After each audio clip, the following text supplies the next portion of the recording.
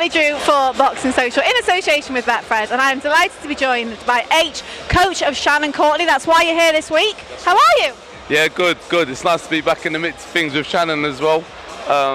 So good. The setup's always nice. Don't expect anything less from Matchroom, so it's good to be here. Now, this is the first time in a year Shannon's been back in the ring. It's been a long year for you. There's been a lot of setbacks.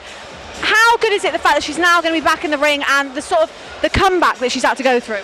100%. I reckon Shannon's in a better mindset. Her mindset's in a much better place.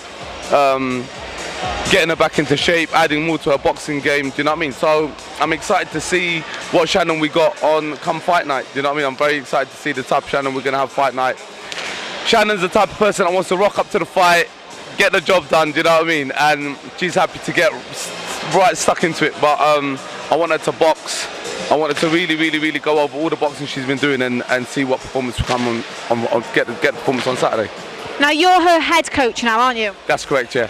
That's correct. So, on Saturday, providing she puts in a good performance and she gets the win that she wants, where are you looking for her next? You know, obviously the last fight she lost the world title, but what is next for her? We want to go back for that world title.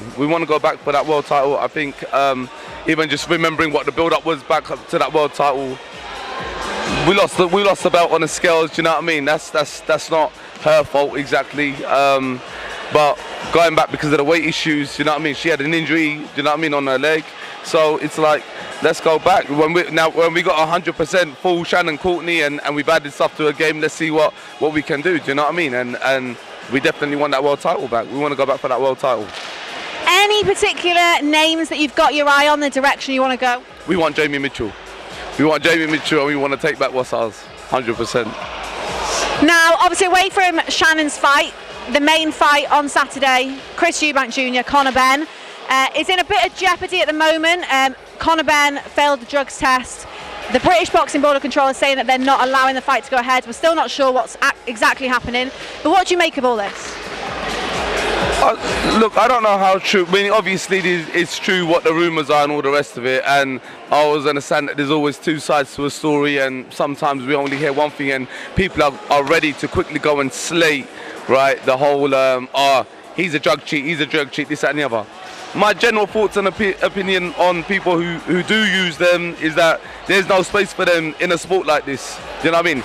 This is a man-on-man sport, and if that's what any person needs to use to step up their game, then your problems are a lot more deep-rooted than anything else. You know what I mean? So yeah, 100%. I think it's disgusting. I genuinely believe from the bottom of my heart that anyone who uses any performance enhancement drugs, knowing that you punch someone else's face for a living, right? It's disgusting. I'm saying throw them in jail. Throw away the keys. Throw them in jail. Throw away the keys. That's exactly what you should do with them. You could kill someone. You could kill someone. Do you know what I mean? So you have to. It's not a joke. It's not a joke. When you think about it, this is more. If that's the case, and the board have thoroughly looked into it and said, look, for safety reasons, they need to cancel it. Then that's what they need to do. This is beyond. Give the fans what they want to see and do this and do that. This is beyond that. You know what I mean? We're talking about it could be a life and death situation. So as a coach, if that was Shannon, no, I don't want nothing to do with it. As a coach, if I find out that Shannon's opposition is using any of my fighters, if I find out anyone's using any form of performance enhancing drugs, then I don't want nothing to do with it. Do you think, in your opinion, that the fight shouldn't go ahead? If all the tests have definitely been thoroughly checked and they're saying that there's definitely an issue with someone using drugs, because like I said, we've seen before where it's like we only get one side of the information. There could be an A sample, a B sample, one sample was clear, can they do another test, whatever. But if it's clear that drugs have definitely been used, I'm all up for cancelling the fight. Do you think that the rest of the card, if the fight doesn't go ahead, will the rest of the card still happen?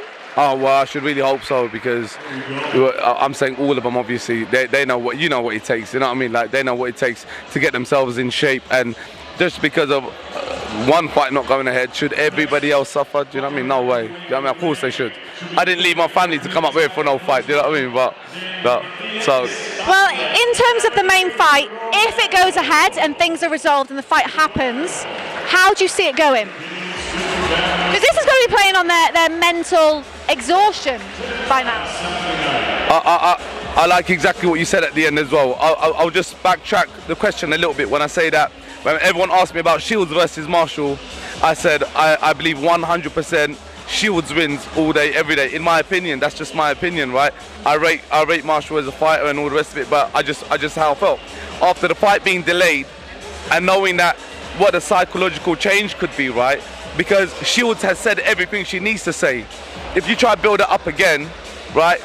You think about it from Marshall's side, she's already heard it. Do you know what I mean? She's already heard it. So then I changed my opinion, and I think now with the new fight day, I think Marshall takes it. Do you know what I mean? And I think something like this, right? I think the pressure on Conor Benn at the moment is immense, and this is a different type of pressure because you win, they're gonna say you cheated. You lose, they're gonna say you cheated and you lost. Do you know what I mean? So that's what they're gonna say. The people are gonna say. So, do you know what I mean? There's a lot of mental pressure. I find as someone who's in boxing and someone who's followed boxing, I don't find Chris Eubank to be a liar. When he says something, he backs it up. And having that inside information through Harlem saying that he means what he says. Do you know what I mean? And I just feel like Chris has always come up short against boxers, and anyone who's willing to fight with him and brawl with him, I reckon he kind of gets the better of them. And I don't know what type of Conor's going to turn up on the night, you know what I mean? I do rate Conor's boxing skills, but I just don't know whether the hype of the fight's gonna just want to get Conor to get in there and start a rock and start a fight, and I think Chris gets the better of that type of fight. If it's a boxing fight and they keep it to boxing, then I would edge it Conor. Yeah. Interesting. Well, we don't know what's going to happen, but fingers crossed that Shannon's fight will go ahead, and best of luck. Thank you so much, Drew, for having me. Can I please say a massive shout out to the sponsors as well? Paycom International, New Era Metals, thank you, yeah. I really appreciate it. And all of Shannon's sparring partners, Megan, who's helped out a lot. Thank you so much for having me. Thank you. Thank you, mate.